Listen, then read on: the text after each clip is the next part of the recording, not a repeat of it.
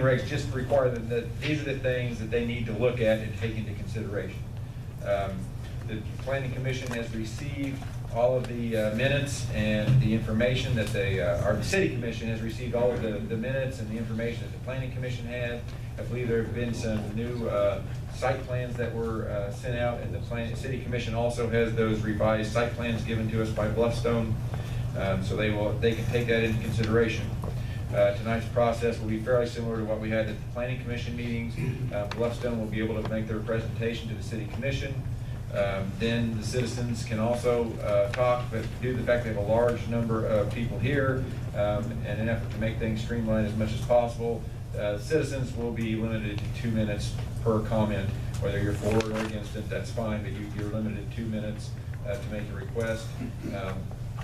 I do have, when we get to citizens part, we have a written statement, a letter submitted by a citizen, and we advise that they could either read it themselves and be part of their 2 minutes, or I would be willing to read it for them. But again, that would still count as their 2 minutes. They can't sneak around the rules and, well, I want to talk for 2 minutes and then I want to submit a letter. I mean, it's 2 minutes regardless, but you would have that. And then, at that point, the City Commission is free to do one of those 3 things. You can debate the issue at that point, and go through the factors.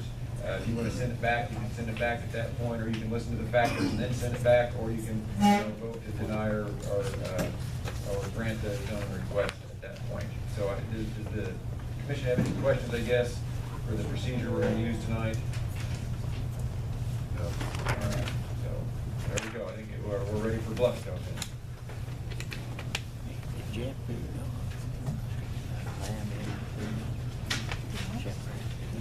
Tim Baldwin, Bluffstone, Davenport, Iowa. Mayor, Commission, thank you for your time. We're here tonight, as you know, to ask that our request for zoning be granted. We feel that of the 17 items on the list, we've knocked everything out except a potential concern by the fire chief about access lane width and some fire safety issues.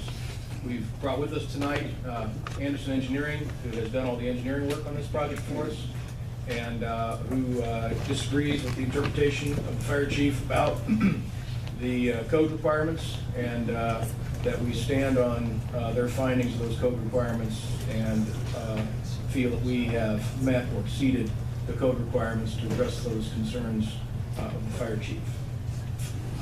You all received some updated site plans, which is what we've provided here tonight. You also received the new rendering of the building, which is obviously not finalized, and as we shared at the school board meeting last Thursday night, we were open to public comment and input on finishes of the building and so forth, providing that we fall within the constraints we have to deal with in terms of the site size and the number of beds that we need to put into that facility. And I'm available for any questions if there are any, as is our engineering team. Can you bring those around a little bit so we can see them?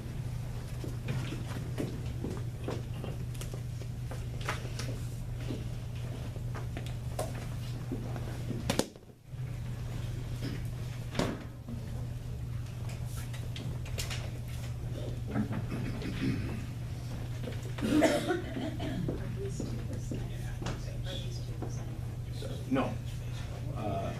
This is the same that's thing site that plan. you've given us drawings on? That's correct. Yeah, It's the it's final the site same ones plan. that we've been given. I believe so.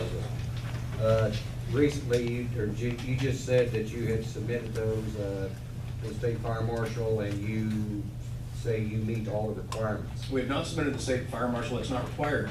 The state Okay. fire marshal is off on vacation until tomorrow. Okay. However, our engineering firm's interpretation of the state code is such that we have met or exceeded code requirements. I'm going to refer to Ross on this Just issue. to clarify, I believe your engineering firm disagrees with our fire chief as far as if the code is not met or not met, and I think the city staff has requested that the fire marshal review the plans, and if he says, no, they are met, then we're willing to say, fine, that's okay with us. Or if he says, no, the fire marshal doesn't think they're met, then obviously we'd still have a disagreement with Bluffstone. And we submitted those on Friday, but the fire marshal was out of town Friday and today, and he won't be back until tomorrow, so we anticipate getting a response from him a little bit later in the week. But no, they did not request that. We just, since we had that disagreement, we thought, well, let's send it to someone else for them to maybe make a decision for us, although Bluffstone isn't necessarily bound by that fire marshal's finding either. I don't want to put words in Jay, the fire chief's mouth. Is that correct, Jay? So, Which of course is outside the normal expectation in terms of doing this type of business. The fire marshal can provide input in this case, but again, those codes are written to be interpreted by professionals that do this every day, and that's what we've provided here. I'd also like to mention that, you know, if the fire marshal's not going to be back until tomorrow, then that would hinder your decision tonight. We're asking that you make a decision to grant the rezoning request. And if there are still concerns about the site plan and whether or not we meet or our interpretation of the code is other than what the code actually says, then we would ask you to make issuance of a building permit contingent upon meeting those codes, which is a separate issue entirely from zoning change request. Have you submitted these to the Planning and Zoning Commission? I believe Planning and Zoning has copies. We have not made a official submittal for Planning and Zoning hearing because we are coming to this meeting tonight. We're also in the process of putting the packet together to submit for the building permit application. Are there any other items that Bluffstone has submitted to the Planning and Zoning Commission since the determination to deny the zoning request? Kelly, these Only are, to city, only to Yeah, city staff. only here. And, yeah. I think, just to clarify, the planning and zoning made their recommendation based on the information they had. One of the concerns was the site plan and the fire code.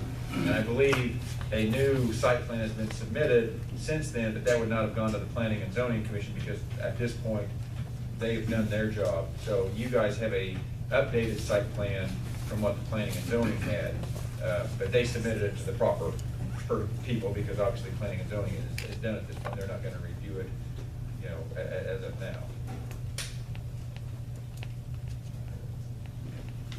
I'm kind of worried about this. I've reviewed all the information on this, and there's several questions as far as a board member that I have. One, I'm speaking for myself now, I would never go against the Planning and Zoning Board. If we're submitting new plans, it goes directly to them. If these plans have been submitted and they have not seen this, then it is only up to us to make sure that the Planning and Zoning reviews all things that have been changed, and then it would come back to us for a vote at a later time. We still have issues with parking, according to the information that was given to me. Only if the interpretation by the fire chief is different than what the fire marshal says. Well, the state fire marshal sets a standard. Now, the city can't fall below that. That's correct. We can supersede that. So if the recommendation of our fire department, our fire chief supersedes that, then this board, in my eyes, is tied to that recommendation. That's kind of how I see as far as the parking goes. Today we meet the parking requirements, by the way. Pardon? Today we actually exceed the parking requirements by one parking space. Okay. The fire chief's interpretation of the code would eliminate 15 parking spaces in that current site plan. And you were already down 23 to begin with. No, we were at 99 parking spaces, which was one more than the requirement. Yeah, their site plan has 19 parking places, or 99 parking places on it. Their requirement was 98. I think the issue is the interpretation of the fire code. To meet the fire code, they might have to eliminate 15 more spaces, which would put them below it. If they meet the interpretation of the fire code now, then they would have enough parking now. And I think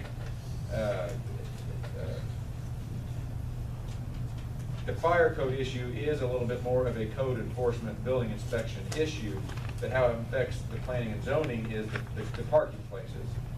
He is correct when he says at a later date, if they don't meet the fire code, when we get their engineered plans that point out, you know, whether it's sprinkler system or fire lanes or whatever, then the code enforcement building inspector is gonna say, I can't issue the building permit until these issues are fixed. However, it does impact you guys because to correct the problem as far as the fire chief sees things, it would have to eliminate parking, which is part of the planning and zoning that you guys look at. So we have a little bit of an overlap on issues because some of the stuff that is being looked at is more of a code enforcement building inspector issue, but it does impact the parking issue, which is planning and zoning. And they have submitted a plan that meets the parking requirements as long as they meet the fire code requirements.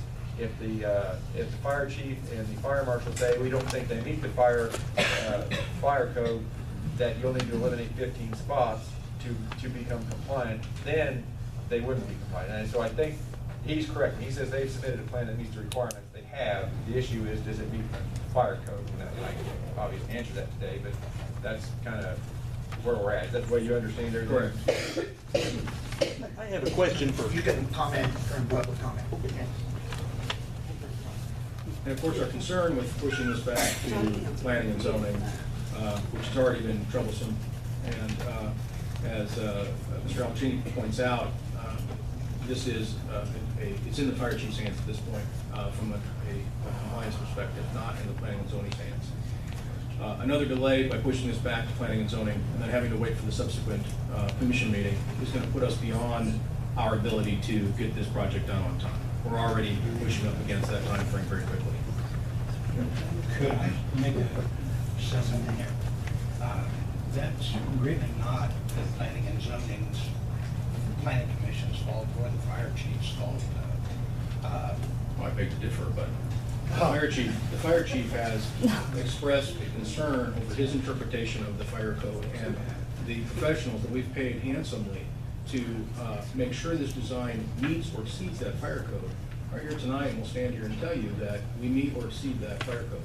From where I sit, your professionals, your engineers and architects are hired to help you do business and to make sure this project happens.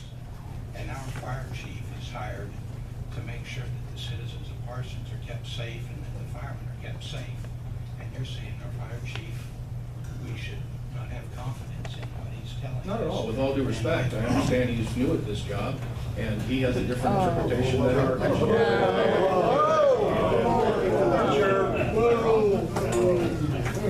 Better get your ducks in line. He has 20 years experience on the fire. I understand that. There was no offense meant. I spoke to him Thursday night about this, and he himself said, look, I am just getting into this from a code compliance issue. This is not a surprise that this is new to him to have to go through this process. He said that to himself to me on Thursday night, and we understand that, and we respect the time that he's taking to do this. However, we do have people that are professionally licensed to deal with these types of issues, and they have addressed every single issue that has been thrown at us by the planning and zoning department and by the city to get this done. And we're asking for you to make a decision on the zoning tonight. We're not asking you to let us start building that tomorrow. We're asking you to make a decision on the zoning tonight so that if there are any issues that the fire marshal expresses concern with, we will address those issues long before we make application for a building permit. In fact, in speaking to Ms. Lamb, her email this afternoon, she expressed the 7 to 10 day time frame. We understand that, and we're preparing to get that application submitted as quickly as possible. But this is obviously a very important step in this process. And without making this move forward, we're just going to have a difficult time meeting the timelines. And I understand there's a lot of moving parts to this, but it's time to start moving. I have a question. No, I was just finishing this. Ted, in all of Bluffstone's building of the 16, 17, I'm not sure the exact numbers that you have built north, have you ever had to come in and do a rezoning for any property or all the property that you built on were college owned? Have you ever had to do rezoning on any of the properties prior to this project? Yes, of course, almost all of them. Okay, and you were part of that? Yes, of course. During that, did you ever have to go into that community and contact the community and set up meetings with planning? I'm sure they have planning zoning boards and all. did you do that prior to making all the arrangements to have this done, as you have done here? I couldn't tell you the exact steps in the process, but yes, there is obviously a process that we follow every time we go into a new community. Well, your need, because we are, as you're going to put it, pushed for time, is because those processes that are in place in our community did not follow. We've been working on this for a long time. I understand that, but it didn't hit the planning commission until 2 meetings ago, which is 2 months. Now, a project of this magnitude should have had everybody from day one to make sure that what is happening now shouldn't have happened in my opinion. Except that it's been back through this process more than once. And normally speaking, once something goes into the process and we're provided feedback, that feedback is delivered to the engineers and architects to then modify the plan, meet all of the objections to the plan, submit it back for review, comment, and approval. And that's happened more than once in this process. And it seems like every time we come back to the table, there's yet something else thrown at us that needs to be modified. So you can imagine from our perspective, it seems like this keeps getting pushed back out for whatever reason we don't understand. I understand that's part of the process, but I'm talking about specific to the time frame. As you put it, you're hitting that envelope of do or don't type thing. Correct. That's kind of where we're at. When did you first bring it to the city, the request for the rezoning? Started talking in October. October of last year. Was that when you brought the The rezoning request? application was filed first week of December. Yeah, the application was filed first week of December. Martha, would you like to comment on that? I was just gonna say it was in December, I don't recollect the day, but it was too late to get it on the regular planning commission meeting for December, so we pushed it to the January meeting. But that's not quite true, because it wasn't the January meeting, it was a special meeting called at the end of January, rather than the regular meeting in January. No, they meet the third Tuesday of each month, and that was the regular meeting. But the third Tuesday of the 17th, there was another event here in the building that prevented us from having it here in the basement. So we did move it to the next Tuesday. To a special meeting, rather than the regular. Regular meeting, as I understand, the regular meeting was just pushed back 10 days, So 1 week. 1 week, 1 week. So, thank you. One of the comments that was made by the planning committee was the water and sewer happened to be upgraded to handle the zone change from more dense population. And that was an open issue. Can you expand on what you've done to remedy that? Yeah, Anderson has the calculations to support that, and Would you like to step up to the podium? Sewer issue? Don't have the documentation with us, but I think we addressed all the items. Could you state your name? My name is Jason Eckhart with Anderson Engineering. What does that mean? I mean, in what form? Calculations, drawings, recommendation on? Recommendations, calculations are so that we can handle the flow for that dense of a building population, what occupancy is in there, requirements, what line sizes we need to serve that building. And we responded to all the comments we received from the city and meet building codes on each of these items. And they've been met. Where are the results of that? I mean, you do it by email, or you get a spreadsheet or something that you? Not with me. I believe we respond by email to every comment we had. I do have one question for you. It's been stated that if you fail to fill the dorm with students, that you would seek outside citizens to rent rooms. Is that correct? Because we're a private housing developer and private housing management company, we're bound by fair housing rules And if that building doesn't fill with students, then we can't discriminate against